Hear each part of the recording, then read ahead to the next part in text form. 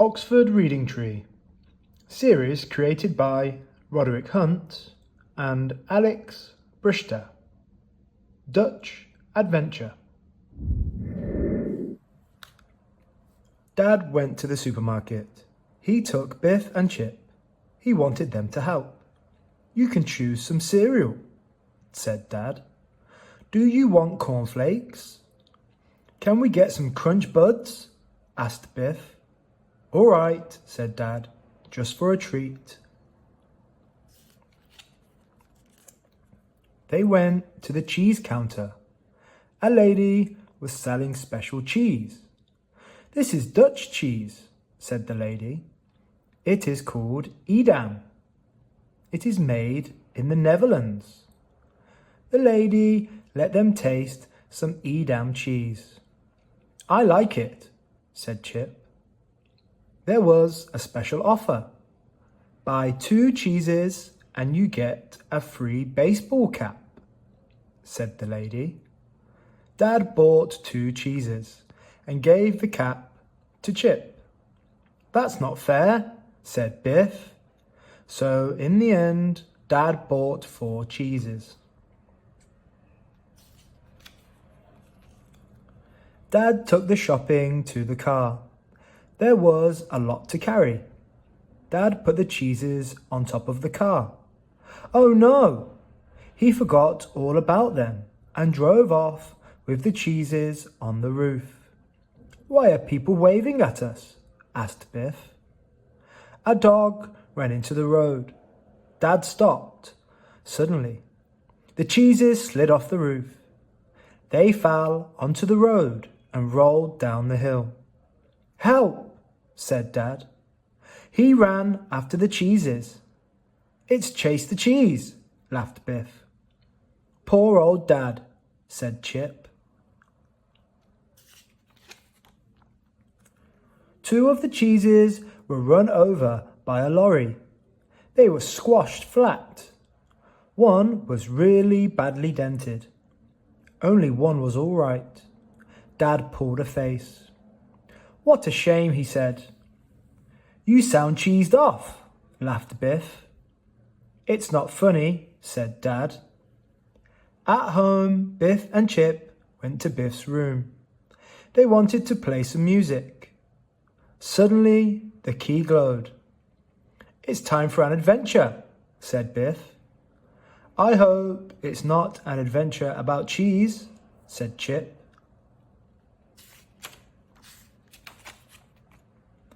The magic took them back in time. It took them to the Netherlands. They were on a high bank called a dyke. On one side, the land was very flat. On the other side was the sea. The dyke kept the sea away from the land. Chip looked round. "There are windmills everywhere," he said. "I think we're in the Netherlands." "The land is very flat," said Biff, "but I can't see any houses." "Come on," said Chip. "Let's try to find a village." They began to walk. A horse and cart came along. A boy was driving it. On the back of it were some large round cheeses. "How far is it to the nearest village?" asked Biff. "It's quite a long way," said the boy. "Jump up on the cart. I'll give you a lift." "My name is Hans," said the boy. "I'm taking these cheeses to market." "I'm Biff," said Biff. "And this is Chip." "What funny names," said Hans. The horse began to trot. The cheese began to bump around in the back of the cart. "This cart looks a bit old," said Chip. "Should you go so fast?" "No," said Hans, "but I'm late for market. I have to sell all these cheeses." They went past a man on a bicycle. "Slow down," called Biff. At that moment, a wheel came off the cart. "Oh, help!" shouted Biff. The cheeses slid off and rolled round the man on the bicycle. "Look out!" shouted the man.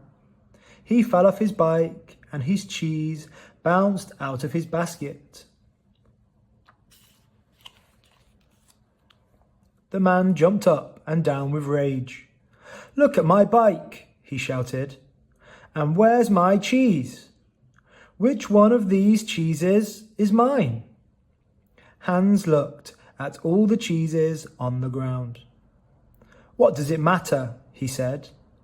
"They are all the same. Take any one." The man picked up the cheeses. He looked at each one. "I must find my cheese," he shouted. At last he found it. "This one is mine," he said. Hans looked at the broken cart. "I'll never get these cheeses to market now," he groaned.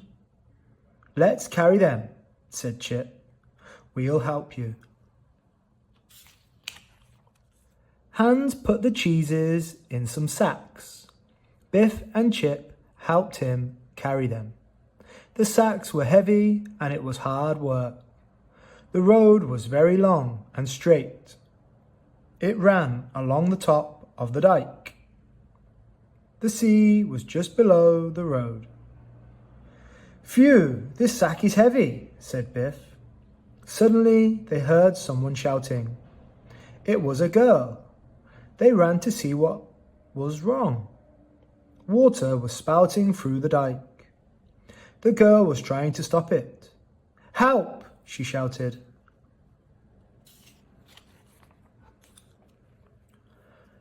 The girl held her hands over the leak, but water was still pouring through. "My name is Trudy," she said. "We must stop the water. If the hole gets bigger, the dyke will burst. If that happens, there will be a terrible flood," said Hans. The hole was getting bigger and bigger. The water began to pour through even faster. They couldn't stop it with their hands. Biff had an idea. "Push the cheeses into the hole," she said. "They have wax round them. They might keep back the water."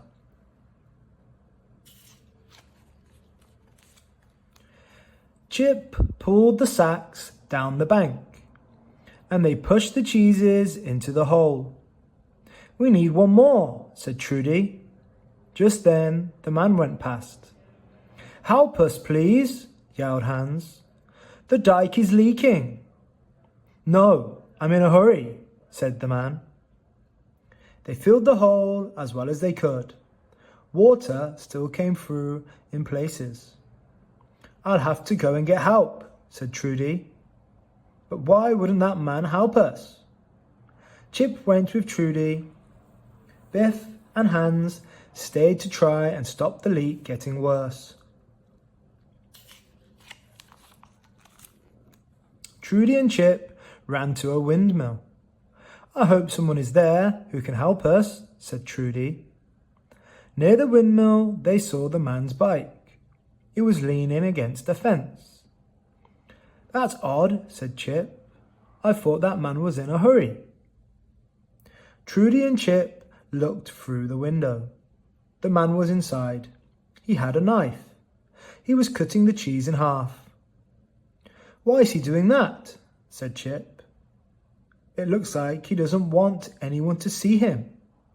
"Shh," whispered Trudy. Inside the cheese were some diamonds. "I'm so clever," laughed the man. "No one will find out that I stole these diamonds."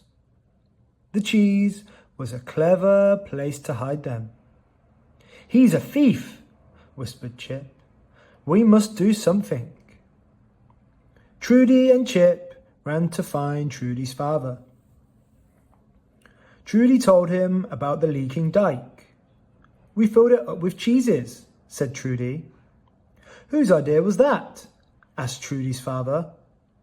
Then Chip told him about the man with the stolen diamonds hidden in the cheese. Trudy's father called the villagers, and they ran to the windmill. The mayor was with them. The thief was inside the windmill. He was still looking at the diamonds. "Those diamonds belong to my wife," said the mayor. "You stole them from my house." The villagers tied the thief to the windmill. "Help!" he shouted. "Let me down." "That will teach him," said Trudy. "He wouldn't help us." "Well, he can stay there until we fix the dyke," said the mayor. The villagers mended the dyke. Hans helped, and so did Biff and Chip. "Phew, this adventure is hard work," said Biff. "The cheeses were heavy, but the sand is even heavier." "I don't want to see another cheese," said Chip. Hans looked worried. "There will be no money this week," he said. "My cart is broken. Now I have no cheeses to sell." "Never mind," said Trudy. "You helped save the dyke." "And we caught a thief," said Chip.